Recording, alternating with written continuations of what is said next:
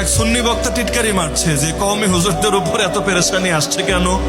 যে কারণ হলো তারা আল্লাহর ওলিদের সঙ্গে দুশ্মনী করে, তারা নবী এবং আহলে বাইতের শানে বেয়াদবি করে, এজন্য তাদের উপর এটা রবের আযাব আর এটা রবের গজব। আর আমরা যেহেতু সুন্নিয়তের অনুসারী এবং আল্লাহর ওলি আর তাদের মাজারের সঙ্গে নিয়মিত লেগে থাকি, এজন্য আমাদের উপর স্পেশাল নেয়ামত আছে, রহমত আছে, তাই কোনো বিপদ আমাদেরকে আক্রান্ত করে না।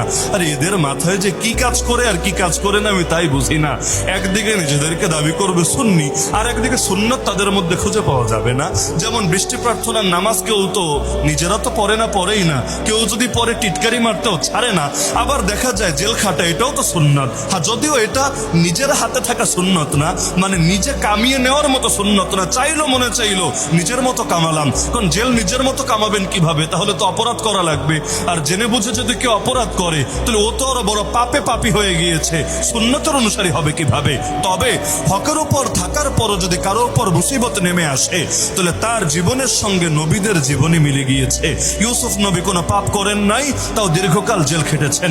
আল্লাহর রসুলের আমল নামায় কোনো পাপের অস্তিত্ব কল্পনা করলেও কারো ঈমান থাকবে না, তবু আল্লাহ রসুল সাল্লাল্লাহু আলাইহি ওয়াসাল্লাম 3 বছরের অধিক সময় শুধু কারারুদ্ধ নয়, এমন অবরুদ্ধ থেকেছেন খাবার পর্যন্ত দেওয়া হয় নাই।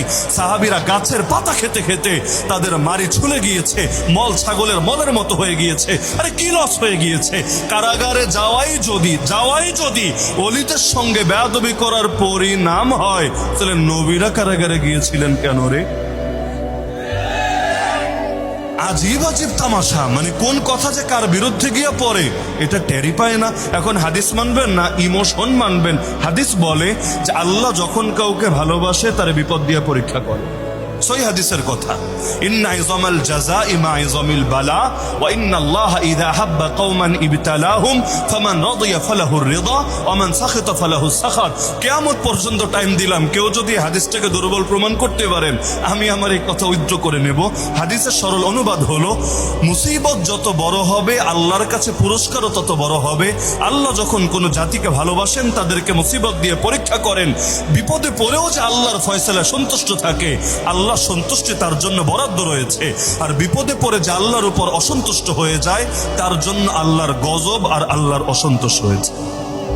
এমনকি সহিহ বুখারীতে হাদিস আছে, আশাদ্দুন নাসি বালান আল আম্বিয়া, সবচেয়ে কঠিন পরীক্ষায় আক্রান্ত হন নবীরা।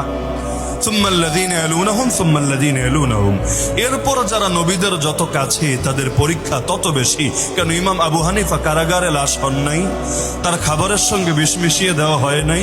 তো এই জনতা এরা তো নিজেদেরকে ইমাম আবু হানিফা